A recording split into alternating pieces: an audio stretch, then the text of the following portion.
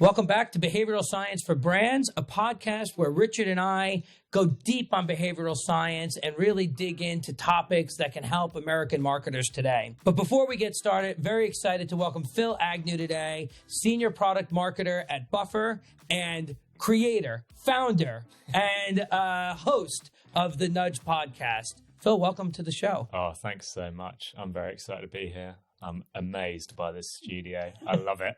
I'm not leaving. We dressed it up for you. Oh, just for me. Yeah, cheers. Thank you. Yeah, and I thought for our listeners, let me give a little background to your podcast and how you approach it. If you don't mind me showering you with a little my analysis of your background. The Nudge podcast, dedicated to the intersection of consumer marketing and psychology, aims to explore how businesses can use insights from psychology to better understand and influence consumer behavior.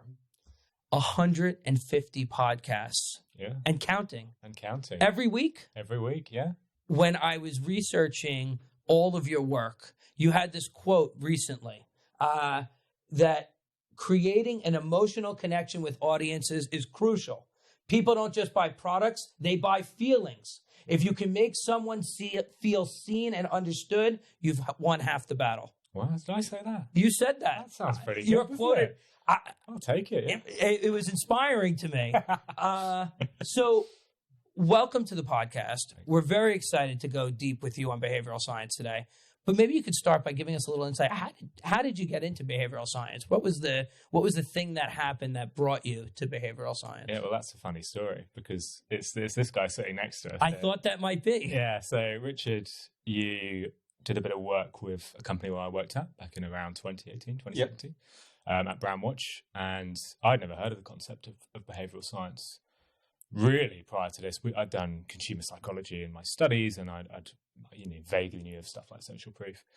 And then Richard came and did a few talks in the company, and then with our customers as well. You released your book in that year too, Choice Factory. I remember reading The Choice Factory and messaging my boss saying, I think we should buy a copy for everyone in the team. And he told me to shut up. It was like, what are you talking about? But I've been obsessed with behavioral science ever since. And yeah, I think back in 2019, thought I would really love to listen to a podcast about this concept and didn't really find one. So did that classic cliche marketing thing of thinking, I'll just do it myself. Interviewed you, Richard, plus some other researchers to get the podcast off the ground. And yeah, that was almost 5 years ago, 150 episodes later. Loving it. Really enjoy the field. Apply it regularly in my job. Apply it to the podcast I'm trying to grow, and spend way too much time reading research and popular science books on the concepts. But yeah, that's it. And would you say that the way you look at marketing today has changed because of the deep dive you've done into behavioral science? Definitely. I mean, it's quite funny. I was one of the ones who unfortunately spent 50 grand on my marketing degree. Oh. A lot of money. And I came out of it. And I was asked to do stuff like write an email subject line that people will open. I had no idea what I was doing. I genuinely was like, okay, I'm going to use a SWOT analysis here, I think. I'm going to use some framework. And I just didn't know. And then started to learn more about behavioral science and consumer psychology. And you discover, wow, there are actually laws that people follow. Maybe not laws, heuristics that people follow when they're making decisions.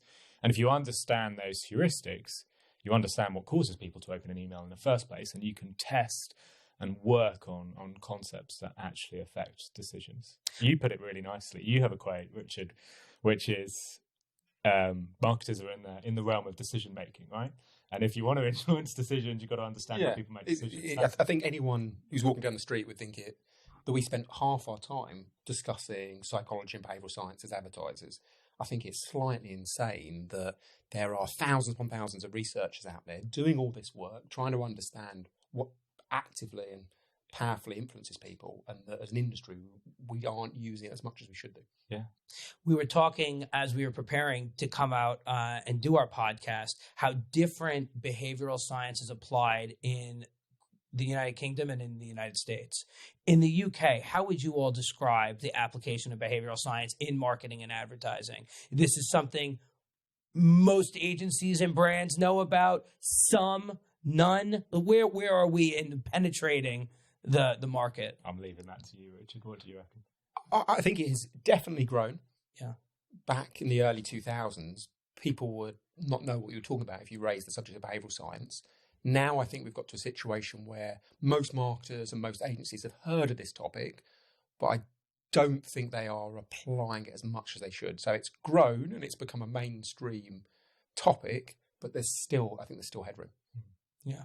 That would match your experiences as well. I think people they've got the vocabulary now. If you say social proof, people know vaguely what that means, but they don't maybe understand some of the lateral ways you can apply that principle. Yeah. They think it's a quote on a website rather than all the wonderful different ways you could apply that sort of bias. And I think maybe that's where we're at. We're at a basic level. There's more to go.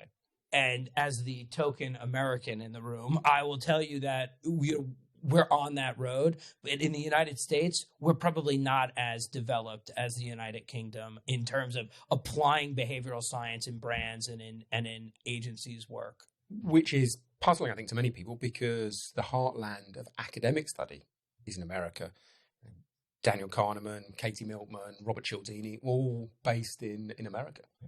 Yeah, it's really an opportunity for marketers and brands to say, we have academics that can guide the way we build our brands. We just have to go through it. We just have to learn it and apply it. It's an opportunity. When you were talking about lateral applications of social proof, that's always so interesting to me. Yeah. Maybe you could explain to the listeners a little bit what you mean by, not just putting a quote on a website, because I think that's always so helpful to talk about. Yeah, I'll use examples. So social proof is the idea that we follow the actions of others. Evolutionary trait, as cavemen, if you see dozens of other cavemen running out of a cave, you better run too. You don't go in. And, we use it all the time. You go on holiday, you see people queuing outside a restaurant. You're going to go in that restaurant, or you're at least going to look at the Google reviews to see what the public opinion is. And there's this tendency in marketing just to think, okay, if we just have a few quotes from our customers on our website, especially sort of SaaS, where you're buying online, direct-to-consumer stuff, that's enough. And there's so much more you can do. For example, there's been some studies recently in the last 2 years where if you put the amount of sales a product has next to the product whilst you're actually on the product page, that can increase sales of that product. Say you're selling a coffee machine, it's got 390 sales. Just saying that 390 people have bought this coffee machine increased sales by, I think, 52% in one of the variants. And also, if you don't have enough sales, so you're a much smaller organization, if you just put the views, if you just say 3,000 people have viewed this product, that too has been proven to increase the actual sales by around 50%. And that's a huge increase. Massive lift. I can send the report, a bit of research, so we can include it in the show notes. But two very subtle ways, just little lateral ways of applying social proof to get people to actually make a decision and buy your product. And the reason it works is because it implies the popularity, just the way that we teach social proof in a literal application. Yeah. It's just a lateral way to show that. Yeah. You might have already talked about this, because I think this is one I've heard you talk about, Richard, but the e-cars in the UK with the number plates, just by putting the green number plate on there makes, because that's salient, and you see a green number plate more likely than you would a yellow or a white one. Well, step back for us, because we don't know this in America. Okay. Yeah, please. So e-cars, it sells new and used cars? No, as an electric cars. Electric car. Yeah. Got it. Okay. And the UK government has decided they have the choice, don't they, to put a green sticker or just a green bar to the left of the number plate of the car. And that's quite interesting because it's salient. People see this green number plate, which stands out from, in the UK, we just have white and yellow number plates. We don't vary by state. So interesting. It really stands out. And in doing so, that's a lateral way of applying social proof. Because if you see every 1 in 20 cars with this green sticker on it, that stands out, sticks in your mind. And you think, wow, lots of people own electric cars. Makes people far more likely to buy them. Very cool. Yeah. Jonah Berger has an amazing phrase in his book Contagious. He says one of the aims of a marketer should be to make private consumption public. So as Phil's saying, if you have the standard number plate and no one knows it's an electric car, once you start badging them and identifying in a very distinctive way, it feels like they're much popular, and that becomes, kickstarts a virtuous circle. Very cool. Yeah. Very cool. Now, we've started talking about some practical applications. You've talked about social proof, literally and laterally. What other brands do you think are applying behavioural science very well? What stands out in your mind as an exemplar? Can I start with a bit of a cliche one? One that maybe you've talked about before, at least a lot of people think about, and this is Steve Jobs' time at Apple. I spent way too many evenings over a couple of months ago watching all of his keynotes at Apple with a behavioural science hat on, trying to figure out, is he applying behavioural science tips when marketing his products? It's a real direct way of just saying, okay, how is Steve Jobs actually selling? And it's fascinating to watch these keynotes with that hat on, because you see he is just using principle after principle to persuade people to buy these products and make these products more effective. So there's one that immediately hit me when I started watching these keynotes. Almost every time he would come on stage for a keynote, he wouldn't say, "Hi, my name's Steve Jobs. I'm CEO of Apple. Today we're doing this." He would say, "God, I'm so excited for today. We have spent months, weeks, years, weekends working to get this to you today. I can't wait to showcase it." And that, of course, is a bit of a labor illusion. Yeah. By showing people the amount of work you've put into something, you are far more likely to get people to buy it. So there's wonderful studies on this where if you give a prospective house buyer a list of houses and say, these have been handpicked for you by a real estate agent who has spent the evening trying to pick these houses, they will value those houses far, far more than if you give them the exact same list and say a computer generated these houses for you. And Steve Jobs is just using that same principle there, right? He's just showcasing the work he's put in. That's fantastic. I didn't know he did that. So we have talked before around James Dyson using a very similar principle. Yeah. So the opening line of his biography, his autobiography, is about how he went through 5,126 prototypes, which failed before the 5,127th prototype was the complete success of this new radical bagless vacuum. Yeah. So again, that's something that one of Britain's most successful, illustrious entrepreneurs has naturally realised can boost appreciation of a product. Yeah. Excellent. It's a really interesting one. We talked about in Dyson as well that the design of the Dyson vacuum has so many see-through parts. You actually see it working as it sucks up and goes into the bagless component. So it's not only does he do it in his autobiography, he does it in the advertising about the product, and then the product itself makes it more visible. And even new products, for the hair dryers or hair curler type things, they talk about the amount of tests that each one go through. So it is a repeated tactic that Dyson use. Yeah. It's a really good one. And it's not even the only one Steve Jobs uses. I mean, 10 seconds in, you're thinking, wow, okay, he's using a principle already. The one he absolutely loves, and this won't surprise either of you, is anchoring. Whenever he's trying to persuade someone, he tries to anchor them and give them a bit of extra information to make that offer or deal or promotion they're selling seem a bit more appealing. So the classic example is, rather than saying this iPod has 10 gigabytes of storage, he'll use an anchor which is far more salient and say it's 1,000 songs that can fit in your pocket. An example that I really loved was when he introduced the iPad. This was a fascinating keynote because prior to the iPad launching, there was loads of news articles about how this piece of kit would be worthless. Yeah. You might remember this, right? Yes. We all thought, we've got laptops, we've got iPhones. Why on earth will we need an iPad? It just does the same thing. It's just a bigger iPhone. Exactly. And then people were commenting online, all of the journalists were saying, this is also going to be really expensive because it's like 3 times the size of an iPod. And they were saying, there's no way he's going to be able to justify this price for $600 or $500. It's just too much. One of them said it could even cost up to $999. And as soon as Steve Jobs read that, he thought, brilliant, I've got my anchor. So he starts to introduce the price of the iPad in this keynote. And he says, some of you in this room, because he's talking to the room of journalists, some of you have said this, points behind him, this will be the price. And $999, a bit of charm price in there as well. $999 appears in big writing behind him. He says, and that would make sense, that price, he says. There's so much tech in here, there's so much wonderful innovations. It should be that price. And then he says, but it's not going to be that price. And I'm not kidding. The 999 smashes into a million pieces and 499 appears. And he says, this is the price we've got it down to. And the audience, which bear in mind is a bunch of people who said this will cost 600 quid and it's too much, erupts into applause because they think, oh, wow, I can't believe he's managed to do that. What an amazing price. And it's just because he set that anchor. If he says this will cost $499 and that's a really good deal, no, people would have exactly the same issues that they had before. They'll question that. But by setting an anchor, he made that price more appealing. So he's using multiple different biases and insights from behavioural science. Yep. Was this something that you think he was interested in? Was he getting these findings from academic studies, or do you think he was just really attuned to human nature? I think he was attuned to it because from a young age, he would apply these principles. Yeah. There's a great example. He created this product with Wozniak when he was at university. Yes. And it was called the Blue Box. And it essentially allowed you to make calls internationally without paying. Yeah. Totally illegal. Totally illegal. Shouldn't have been able to sell it.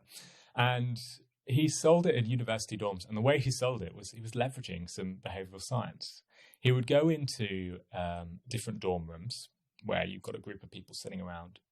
And rather than say, hey, folks, I'm Steve Jobs. I'd like to sell you this product. Here are all the benefits.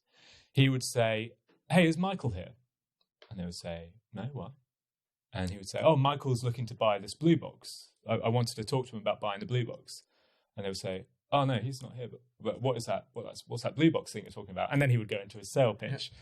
Michael never existed. He made him up just so he had an in and to inspire a little bit of social proof, to suggest, oh, somebody else is interested in this product.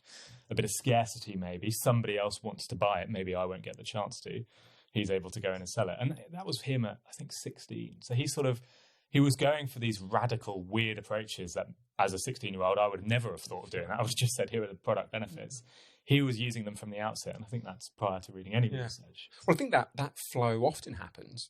Kahneman's research partner, Amos Tversky, said, all this stuff I've learned, used car salesmen and advertisers got there first. Now, he was being slightly self-deprecating, but there's definitely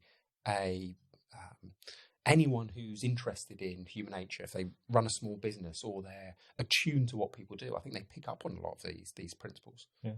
And I think a lot of the hope for the podcast that we're making is it's not just CMOs of big companies that can use these principles. It's not just the largest brands, but everybody can find insight in these principles. And I think if you're using them at a car wash, if you're using them, in a smaller business, it gives you that confidence to know this is the types of things that I should repeat and that will yield me more results in the future. And interesting to use the example of a car wash because it doesn't have to be multi-million-pound budgets that can access these ideas.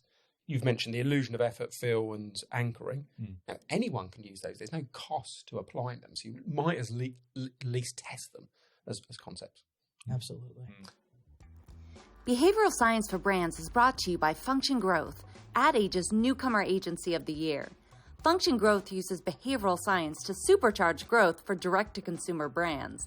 Delivering a wide spectrum of services, they are the one-stop shop for brands with high growth potential.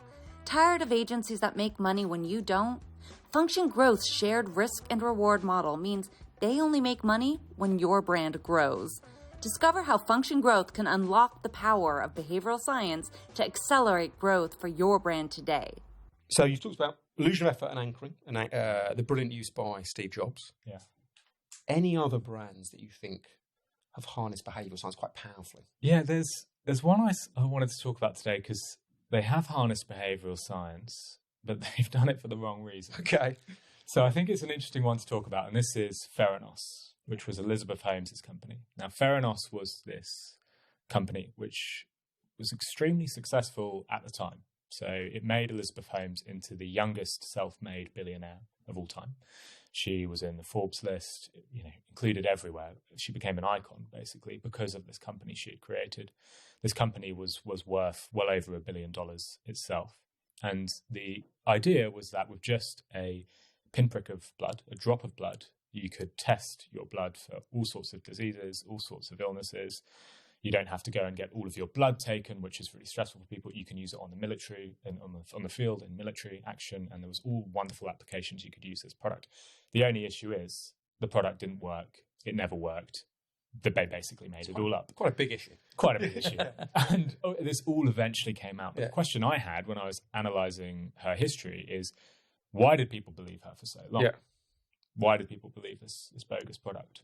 And a lot of it comes down to many different behavioural science principles she was using to make people trust her. So one is the halo effect. So she gained an awful lot of trust, of engagement, simply because she surrounded herself and she compared herself to people who were extremely successful. So she very early on got Henry Kissinger on the board, which obviously influenced people. She came from a family who was quite wealthy and well known and used that to her advantage. She would always start her pitches by talking about her granddad's success, for example, classic halo effect.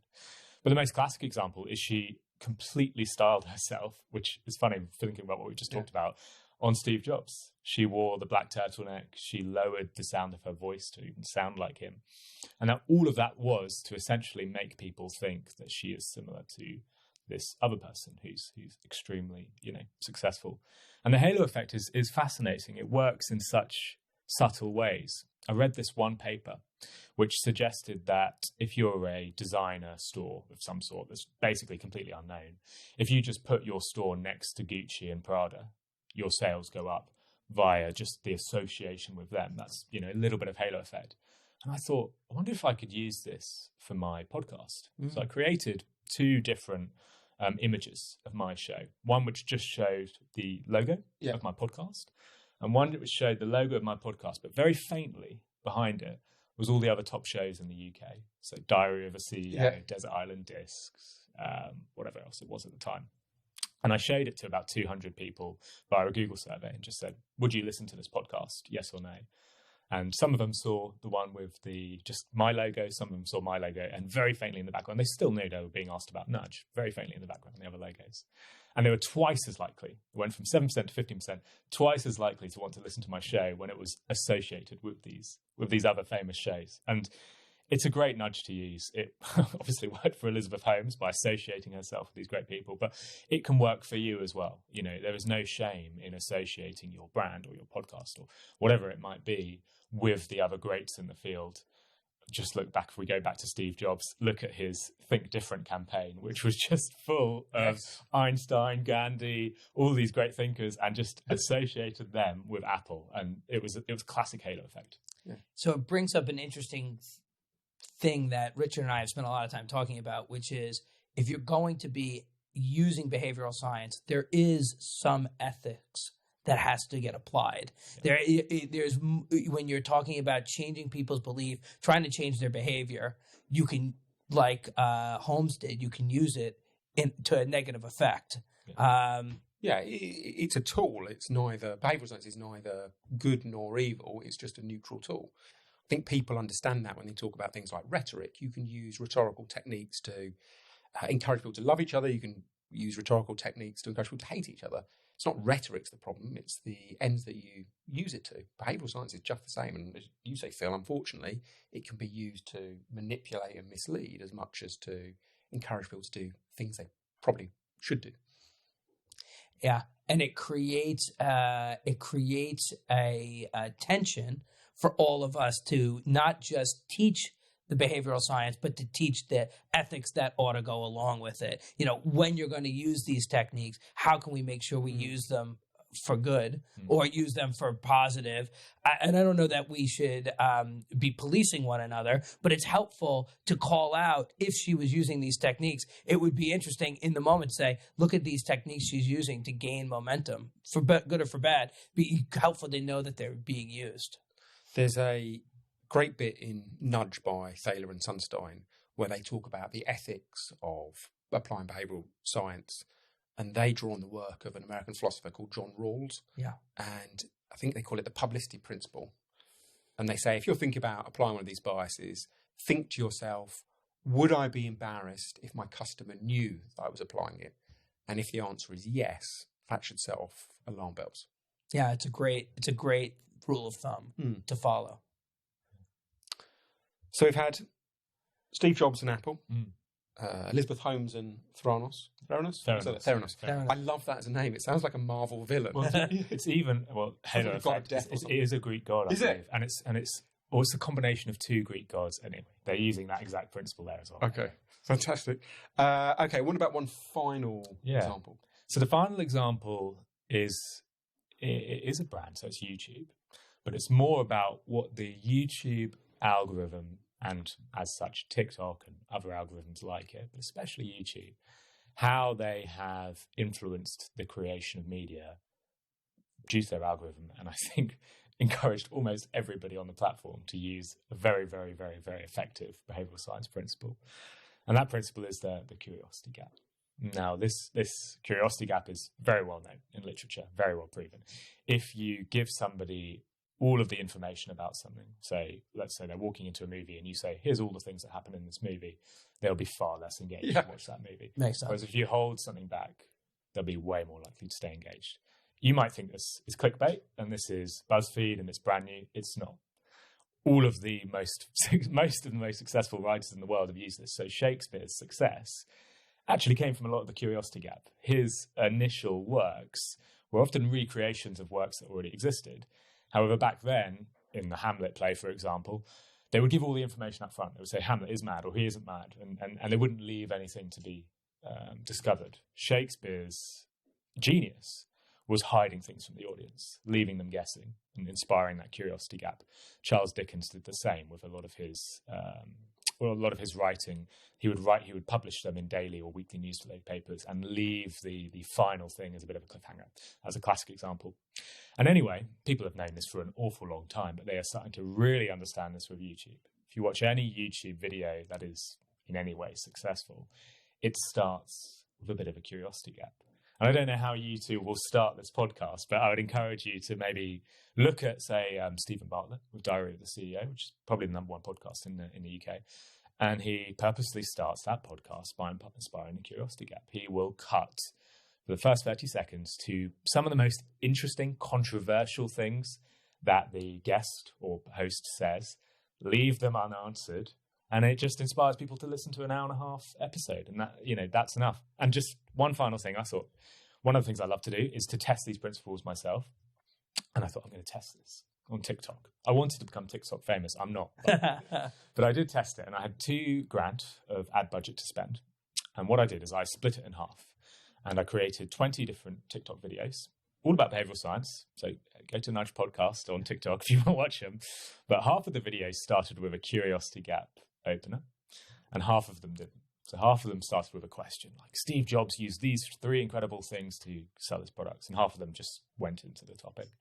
And I compared the two, and I can't remember the exact numbers, but the impact of the curiosity gap videos, it something like tripled the effectiveness in terms of the amount of views, in terms of the amount of engagement, but also because I had a link in my profile which measured how many people went and listened to the podcast, actually drove thousands more listeners to the show. Ultimately ended up allowing me to get about 11,000 followers, 500,000 views.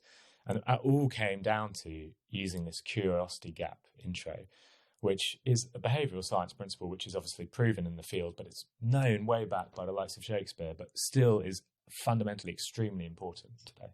I just love the fact you've run experiments to test it in a different area. And I think that's something that marketers should do far more of. We started by talking about Steve Jobs and the illusion of effort and the Morales study on estate agents and how the opinion of those realtors, we should say, changed according to the effort that people thought they'd put in. Now, most brands are in a very different category than estate agents. So I always think they have a bit of a dilemma of, well, what should we do with this experiment if it isn't in exactly the same category or the same geographical areas we're using? And I think your spirit of, well, rather than reject the study, think of a approach that tests the underlying idea in a closer area is absolutely spot on. I think more people should do that to understand which biases work for them and which biases may be better for a different context. Yeah, and I think, there is literally no harm. What are you doing with marketing? You're going to be putting a message out there. Absolutely. Why would you not test it? why would you not try something? Why would you not apply one of these principles? You are going to be messaging people anyway. It makes sense to be applying this stuff and learning from it and seeing what works. And you know what, the TikTok stuff, it was brilliant. It did clearly show me that the curiosity gap videos were more powerful. But ultimately, it also showed me that I wasn't very good at creating these videos. Even though it increased my engagement, it didn't lead to, millions of people listening to my podcast. So I thought, well, I'll try something else. So YouTube's been my recent one. But regardless, it still allows me to learn something that I can apply to other fields. And we're marketers. It doesn't have to be a peer-reviewed study. We don't have to. It doesn't have to be, completely foolproof. We just have to prove to ourselves that it works. And I think that's where it's really exciting, because you don't have all of the red tape that you'd have to go through if you were in academia. You can just try it yourself on a few hundred people, and it's cheap and it's effective. I think it's a big takeaway for our listeners, because so often we hear we don't have the budgets to do testing, or we don't have, the creative costs and the media costs are too great. But it's about getting something into market just to see what the signals you get back. It's not as you say, a peer-reviewed academic article that needs to be published later.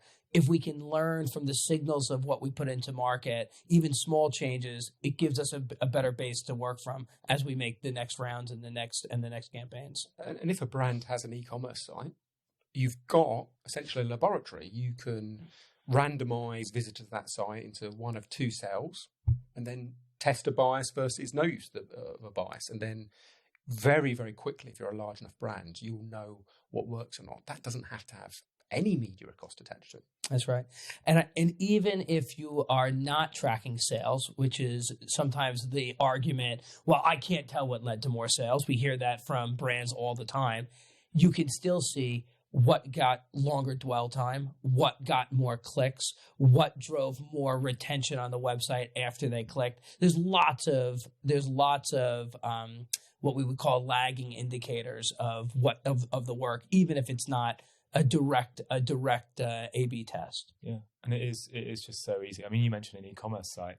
I'd say if you send any emails, you've probably got access to a pool of people that most researchers would dream of. I interviewed Danny Zane, who's a researcher in the States, and he's done studies on special days. And he's found that on something like Star Wars Day or National Hot Dog Day or International Picnic Day, people are more likely to buy. And we did this interview. I was fascinated listening to it. And I thought, I'm just going to try this today.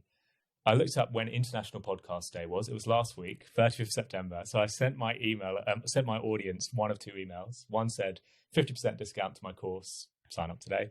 The other said, celebrating International Podcast Day, celebrating here's 50% off. And it worked. The click-through rate on the International Podcast Day one was 2x. Yeah. And the open rate was, I think, 9% higher as well. And it was just like, that took me 5 minutes after learning about this insight to apply it. And I got a bunch of sales off the back of it. That's fascinating.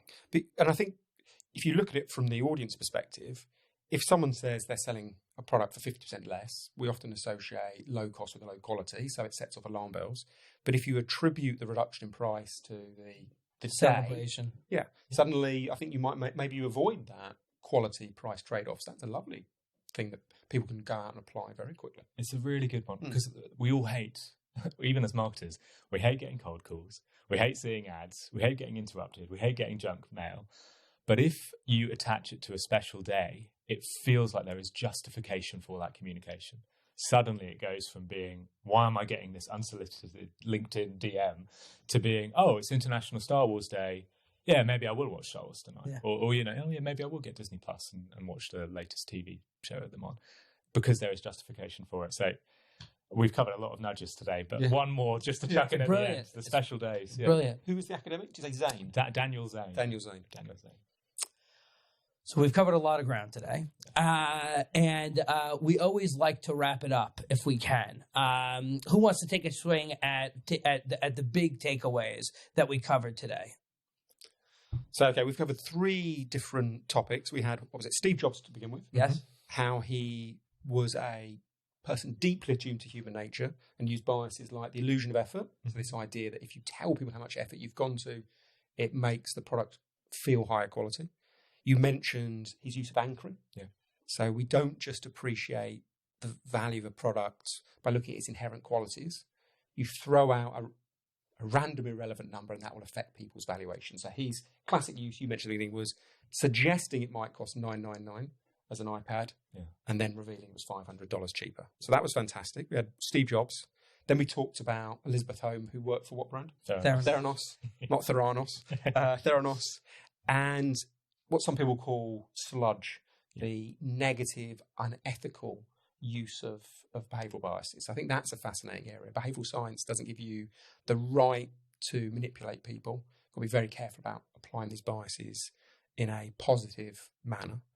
And then the final example was, I think, a brilliant one around YouTube and the idea that often sometimes called the Zeigarnik effect. If you leave a cliffhanger, if you leave a little bit of uncertainty, that creates an itch that the listener has to scratch. So I think 3 really interesting big principles that can be applied by lots of different brands. We always like to end with a question. Something you're reading today that is exciting, something you're reading today that's really interesting. Give our listeners something to add to their reading list. I'm reading Mary Beard's book on the Roman Empire, and I'm really struggling with it at the moment, so I'm going to recommend that. I read your book recently, Richard, and it's incredible. If anybody listening has not read Richard's latest book, then pick that up. I also read, we mentioned Jonah Berger earlier, and his book Contagion. He's written a new book called Magic Words, and it is about the subtle changes in words, even sometimes just a letter difference, like changing the word vote to voter when asking people to vote, and how that can have an incredible impact on the amount of people voting. Spoiler alert, 10% swing in terms of the amount of people voting. It changed Obama's election campaign in 2008, just from this one study by a researcher called Christopher Bryan. So very, very interesting book. I would recommend picking that up if you create any sort of messaging and want to change people's decisions. Amazing. Well, thanks so much for being here today. And for everybody listening and watching at home, feel free to write in questions, rate the show. And until next time, thanks so much for being with us. Thanks very much for having me. Cheers. Cheers.